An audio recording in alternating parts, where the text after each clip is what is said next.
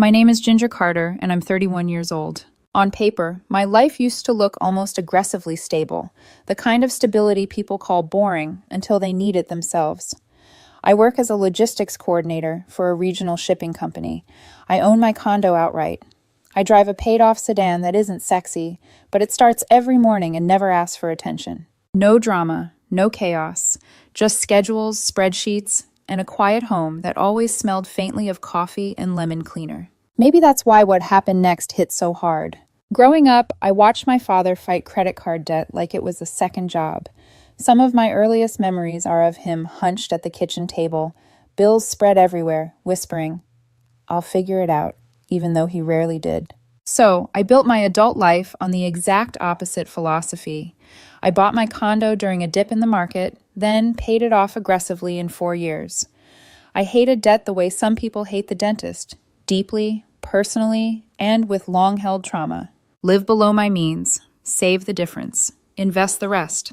It wasn't glamorous, but it worked. Then I met Landon. He was 28, worked in social media management for local businesses, and had that charm that feels effortless, the kind that makes strangers laugh and makes you think he actually hears you when you talk. We met at a friend's barbecue 3 summers ago, and we clicked so fast it was disarming. He had his own apartment, his own car, and an easy smile. We split dates evenly. He teased me for being too responsible, and he never acted entitled. The first year was genuinely wonderful.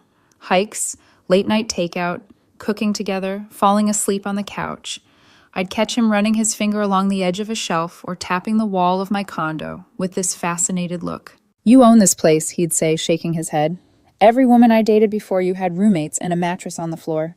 I used to laugh at that. Now, I hear the warning I ignored. He wasn't impressed by my responsibility. He was impressed by my access to stability. Year 2 is when things started unraveling. It began with his car. The transmission died, and he called me from some repair shop, voice shaking with panic. "Ginger, they want $3,000 to fix it. I can't lose my car. If I lose my car, I lose work. If I lose work, everything falls apart." I remember pacing my kitchen, staring at my neatly organized bills and budget plans, feeling that pull between what I should do and what love tells you to do. I wired him the money. "We'll set up a payment plan," I said gently. He promised he'd repay it. He didn't. A few months later, his laptop crashed. "I legitimately need it for work," he said. I bought him a new MacBook. Then his rent started being late. Then his car insurance got canceled. Then he needed to be added as a temporary driver on my policy. Then the credit cards came, 4 of them, all maxed out with predatory interest rates. One night he sat at my kitchen table with his head in his hands. "They're calling me nonstop. I can't breathe, Ginger." So I made the payments, all of them, every month. $1,100, gone. Looking back, my justifications were almost poetic lies. He just needs help. It's temporary. He'll get better with money. People go through rough patches, but his rough patch became a lifestyle I was funding. And then there was Amber, his best friend, and the gasoline to every small fire. She was single, bitter, and armed with an endless supply of Instagram quotes about knowing your worth and never settling for less. Every time Landon hung out with her, he returned with a new list of expectations. Amber says real men don't let their girlfriends stress about money. Amber thinks you should upgrade your car. She says she gets embarrassed riding in your sedan. Amber says experiences matter more than savings. We need a trip somewhere nice. I'd counter with logic. He'd accuse me of insulting his friend. The car comment hit hard. My sedan isn't glamorous, but it's safe, clean, reliable. According to Amber's worldview, Landon's value increased when I spent money showcasing it. The comparisons got worse. Jessica's boyfriend buys her jewelry, and he makes less than you. "Why don't you ever surprise me with anything?" I remember staring at him, stunned. "Your rent, insurance, credit cards, and car exist because I cover them. What more do you expect?" He rolled his eyes. "You're keeping score. That's unhealthy." Then came the breaking point, cinematic in the worst way. 3 weeks ago, Landon texted me midday. Full meltdown. "I can't make my car payment. They'll repossess it. I'm terrified." I felt frustration simmer beneath my ribs, but I swallowed it. "How much do you need?" $340. "Please, I'm tapped out." Work was always slow when bills were due, conveniently slow. "I can't keep handing you money, Landon. We need to sit down and make a real budget this weekend." Instant defensiveness. "You're making everything complicated. I just need help, not a lecture." We agreed to talk that night. Then, during my lunch break, I opened Instagram. The first photo on my feed made me stop breathing. Landon, in a luxury boutique, wearing brand new designer boots, the red-soled kind you recognize instantly. Caption, treating myself because I deserve it. Self-care. Worth it. The boots cost around $800. My sister had once begged me to help her buy a pair. I knew the price. He couldn't afford a $340 car payment, but he could afford $800 boots. My confusion overpowered my anger. I texted him. Didn't you say you couldn't make your car payment? Just saw your post with the new boots. An hour passed, then 2. Finally, he responded. Why are you tracking my purchases? This is exactly what Amber says is financial abuse. I stared at my phone, stunned. Landon, you posted it publicly. I'm trying to understand how you're broke but buying luxury boots. He called instantly. The yelling started before I finished saying hello. You think because you help me sometimes, you get to interrogate everything I buy? That's controlling, Ginger. That is financial abuse. I tried staying calm. Asking why you bought $800 boots while asking me for bill money isn't abuse. It's basic logic. You're toxic, he snapped. I can't even treat myself without feeling guilty. Amber was right about you. There she was, again. What does Amber have to do with this? I asked. She said you'd twist things, that you'd weaponize money to control me. Or maybe, I said slowly, I just want to know why you're spending money you don't have while expecting me to cover your responsibilities. The conversation spiraled into chaos. Accusations, deflection, emotional spins.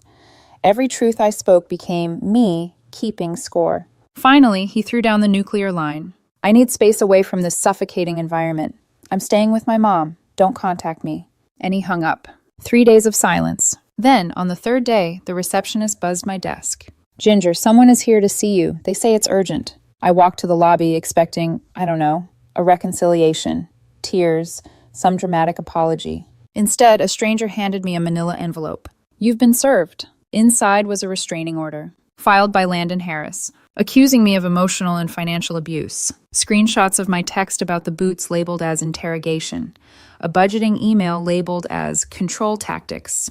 I stood in the lobby, reading it over and over, heartbeat thundering in my ears. 3 years together, thousands spent helping him, 1 question about expensive boots. And now, legally, I was an abuser. My system went ice cold, not fear, not panic. Clarity. If my financial support was abusive, then I would remove every trace of that so-called abuse from his life. I walked back to my office, shut the door, opened my banking apps, and whispered, Okay, Landon, if this is what you want, I'll give it to you. Then I began cutting every single financial tie I had to him. The moment I shut my office door, something inside me hardened. Not anger, not revenge. Resolve. If my financial support was framed as abuse, then the most respectful thing I could do, the most compliant thing, was to remove myself from every corner of Landon's financial life. It took exactly 90 minutes. First stop, the credit cards. I called each bank, my voice steady and professional. Hi, I need to cancel automatic payments tied to my account. I am not responsible for the cardholder's debt. They asked for reasons. I gave them 1 sentence. A legal situation requires separation. Cold, efficient, documented. All 4 cards, gone. My $900 a month back in my hands. Next, the car insurance. Please remove Landon Harris as an authorized driver. The agent paused. Are you sure? He's listed as, I'm sure. Within minutes, he was off my policy. Another $90 saved. Next, his lease. This one was big. I called the property management office and spoke with the leasing manager, Rita, a woman who had always been unfailingly polite. Hi, Rita, this is Ginger Carter. I'm the guarantor for Landon Harris in Unit 408. I need to formally withdraw as his guarantor, effective in accordance with the lease terms. There was a long silence. Oh, may I ask why? He filed a restraining order, I said plainly. He stated that my financial involvement was abusive. I'm complying with the separation requested. Another silence. Different this time. The kind where someone realizes they've stepped into a drama bigger than their pay grade. Well, she said finally, if you withdraw, Mr. Harris must independently qualify for the unit within 30 days or provide a new guarantor. If he cannot, he'll need to vacate or face eviction. That is acceptable, I answered. Please send written confirmation. Next, streaming services. Netflix, Hulu, Prime, Disney+. Every password changed. It felt like flipping switches in a dark room. Next, phone plan. He'd begged to be added 2 years ago. I removed him with one click. Next, automatic monthly transfers. Those quiet little drains. $300 here, $500 there, the ones he never acknowledged. Deleted. And with each cancellation, each severed tie, I felt something lifting from me. Not relief, not triumph. The weight of illusion breaking. By the time I finished, my office was dark. I hadn't noticed the sun go down. And then came the strangest part. It was quiet. Blissfully, unbelievably quiet. No needy texts, no emergencies, no "can you spot me just this once" messages. That night, for the first time in months, I cooked dinner for myself. An actual meal, not microwaved exhaustion. I watched a documentary. I slept. I dreamed of nothing. The restraining order had a surprising side effect. It was the most peaceful 24 hours I'd had in years.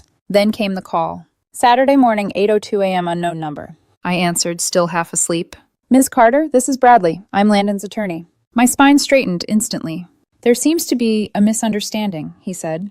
"Several of Landon's financial accounts have been closed or disrupted." "I simply stopped making voluntary payments," I replied. "As the restraining order states, I cannot have contact or involvement in any form. Financial support would qualify as involvement." Bradley hesitated, recalibrating. "Yes, well, my client depends on those payments. He is in a difficult situation now." "That is between him and his creditors," I said calmly. He made it clear that my financial participation was unwelcome, even abusive. So I'm respecting his boundaries. "Ms. Carter," he tried again, "Landon is willing to amend the order to allow—" "No need," I cut in. "I am fully complying. No contact means no contact, financially or otherwise." He sputtered, but he knew I was right. When we hung up, I made coffee and stood quietly in my kitchen, aware for the first time that my hands weren't shaking. Then came the messages. Not from Landon, he couldn't contact me. From Amber, Sophie, Rachel. Women who treated our relationship like a group project they'd been personally assigned. "How could you abandon him like this? He's terrified and broke. Are you proud of yourself? You're proving the abuse claims are true." I didn't respond. I simply screenshotted each message, because they counted as indirect contact, a violation of the order. They were digging Landon's grave for him, one angry text at a time. Then came the storm. Amber posted on Instagram, "When toxic partners weaponize money to punish you for calling out abuse, this is what financial manipulation looks like. Stay aware, queens." Dramatic, predictable, but she made a fatal mistake. She included screenshots of her conversation with Landon. Screenshots that showed he expected me to keep paying after the restraining order. He thought it would teach me a lesson. He admitted the restraining order was purely to make Ginger realize how serious I am. Someone sent those screenshots to me before Amber panicked and deleted the post. I forwarded them to the attorney I'd hired, a civil litigation specialist named Mitchell. He called within minutes. "This," he said, voice tight with excitement, "is gold. He just admitted the restraining order was a manipulation tactic, not a safety measure. If this goes to court, we're walking in with fireworks." And then, the fraud. On Tuesday, my phone lit up with a call from the apartment complex. It was Rita again. "Ms. Carter, I need to inform you that Landon has not provided new qualifications or a new guarantor. He now has 23 days remaining." "Thank you," I said. "Please proceed." Rita hesitated. "There's something else."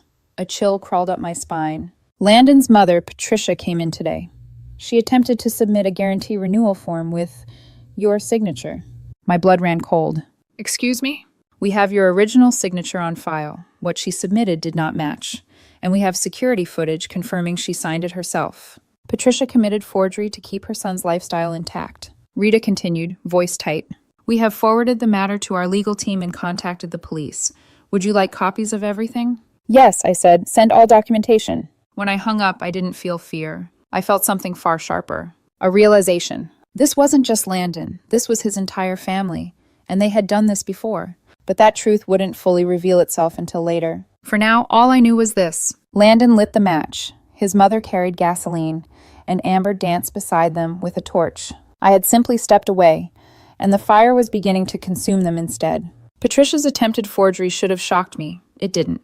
By then, nothing about that family surprised me anymore. What did surprise me was how quickly things escalated after the police got involved. The arrest. The next morning, I received an email from Rita with the subject line, "Update on the incident." Inside, Patricia Harris was taken into custody this morning on charges of forgery and attempted fraud. We are forwarding all evidence to your legal counsel for your protection. I set my coffee down and stared at the screen. Landon's mother, the woman I'd met twice, who always wore knockoff designer bags and a stiff smile, had been arrested because she tried to forge my signature to keep her son in a luxury apartment he could not afford. It was almost grotesque, the level of entitlement. But it also illuminated something heartbreaking, in a distant, clinical way. Landon didn't learn his behavior. He was taught it. By a mother who believed manipulation was a survival skill. The mother strikes back. That afternoon, I got a message on LinkedIn. The most unhinged place someone could possibly violate a restraining order. It was from Patricia. Ginger, this is ridiculous. You're destroying my son's life over a misunderstanding. A real woman would fix this. Stop being vindictive and do the right thing. I took a screenshot and forwarded it to Mitchell, who replied, "Wonderful. This is harassment and a violation of the order. Their side keeps handing us ammunition." The unraveling. Once I removed myself financially, Landon's foundation crumbled faster than I anticipated. On Thursday, his car was repossessed. Amber, in full dramatic glory, posted a story. When abusers take away your transportation to isolate you, the comments section revolted. People pointed out the obvious. If I took the car, that means I was the one paying for it.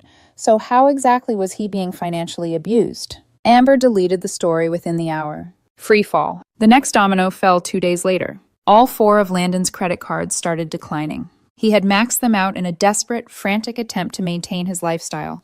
New clothes, fancy meals, electronics. The moment he realized I wasn't returning. By Monday, he was publicly unraveling, which is when his father, Kevin, entered the picture. The call that changed everything. I was making tea when my phone buzzed with an unknown number. "Ms. Carter? This is Kevin Harris, Landon's father." I froze. I'd met him once, a quiet man who'd slipped out early during a holiday gathering. "I heard about the situation," he said, sounding tired but gentle. "I wanted to apologize." "Apologize?" I echoed. "Yes, I know my son, and more importantly, I know Patricia." Something in his tone shifted, an old wound reopening. 20 years ago, he said, she filed false abuse claims against me during our divorce, tried to get me arrested, forged my signature on multiple financial documents, manipulated everyone, even the courts. My breath caught in my chest. "She taught Landon everything he knows," he continued quietly, "weaponizing victimhood, bending reality, using kindness as leverage. I'm sorry you got pulled into their cycle." I pressed a hand to my mouth. "This wasn't your fault," he added, "but please, don't let them guilt you back into their chaos. Once you stop feeding the behavior, they move on. They always do." It was the most honest conversation I'd had in months. The violation. On day 24 of the restraining order, Landon did something catastrophically stupid. He came to my workplace. Security called me mid-meeting. "Ms. Carter, there's a man in the lobby refusing to leave. Says he needs to talk to you. He's crying and yelling your name." "Do you have a name?" "Yes, Landon Harris." My stomach turned to lead. "Call the police immediately," I said. "There's an active restraining order." He was arrested in the lobby, still insisting he just needed a chance to explain. After he was taken away, I stood in the hallway, shaking.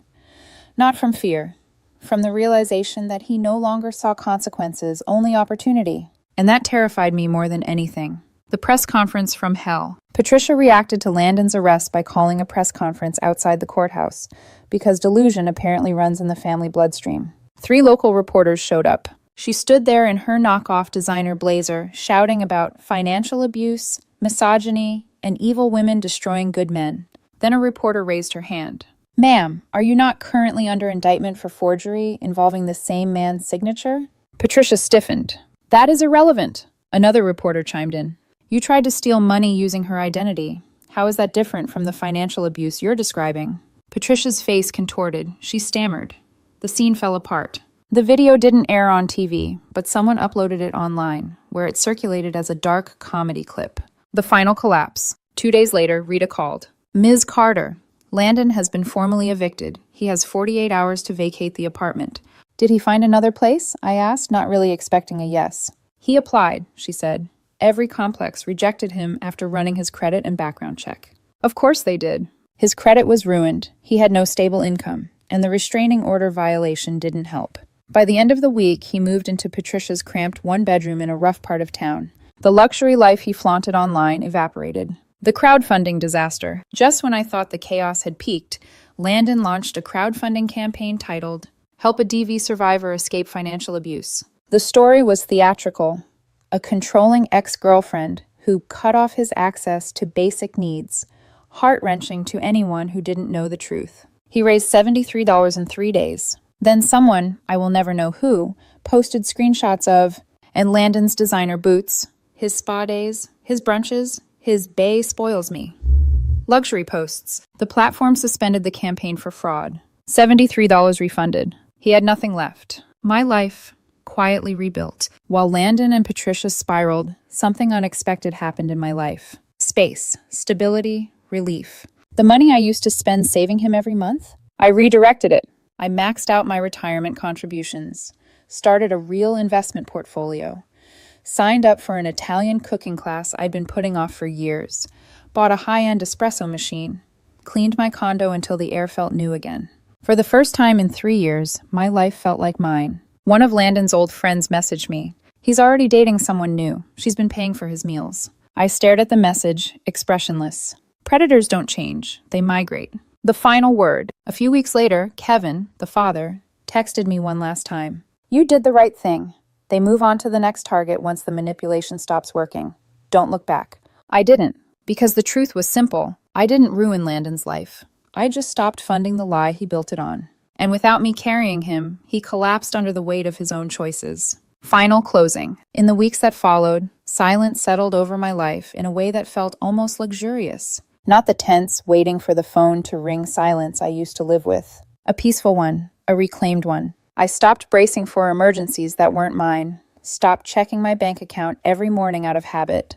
Stopped wondering whether I was doing enough to hold someone else's life together. For the first time in 3 years, I wasn't holding anything together except myself. And that was enough. People ask me now, do you regret helping him? Sometimes compassionate people ask that. Sometimes cynical people sneer it. My answer never changes. No, I regret staying after I realized he didn't want help. He wanted a provider he could blame when things went wrong. I regret assuming that love meant carrying someone who refused to walk. I regret thinking boundaries made me cold instead of sane. I regret mistaking chaos for connection. But helping someone? No, I will never regret being good. Even if they misused it, even if they weaponized it, even if they called it abuse when the money stopped flowing. What I regret is not seeing myself sooner. The last encounter. I did see Landon one more time, months later, completely by accident. I was at a grocery store comparing olive oils for a recipe from my cooking class. I felt someone watching me and turned. It wasn't Landon. It was Amber. She froze, half hidden behind a stack of discounted cereal boxes. When she realized I'd spotted her, she tried to turn away. Amber, I said softly, how's everything? She swallowed, eyes darting. He's working retail now, she murmured, almost ashamed. Living with his mom. Credits destroyed. He really fell apart. I nodded calmly. Actions have consequences. She looked at me, guilty in a way I wasn't expecting. You really cared about him, she whispered. I don't think I understood that until it was too late. You weren't controlling. You were carrying him. For a moment, her voice held none of that old bitterness, just honesty. Then she gave a tight, awkward nod and disappeared down the aisle. I didn't follow. I didn't need to. Some stories aren't mine to finish. The real twist. It wasn't the restraining order. It wasn't the forged signature. It wasn't the public meltdown. The real twist was this. Losing him felt like getting my life back. I didn't lose a partner. I lost a burden I mistook for love. I didn't lose a future. I gained one that actually belonged to me. My home became peaceful again. My bank account stabilized. My nights were quiet. My mornings were light. And slowly, the guilt I carried, the one planted by Landon, watered by Amber, fertilized by Patricia, dried out and crumbled away. Because once manipulation is exposed to the light, it cannot survive. Not even in memory. The last thing I learned, people like Landon don't change. People like Patricia don't learn. People like Amber don't apologize. Not really. But you change when you stop feeding their chaos. You grow when you stop shrinking to fit someone else's crisis. You rise when you stop rescuing someone who enjoys drowning. And eventually, beautifully, you learn this truth. Walking away isn't cruelty, it's self-respect. And sometimes the most powerful form of closure is simply no longer carrying the person who tried to break you. I didn't destroy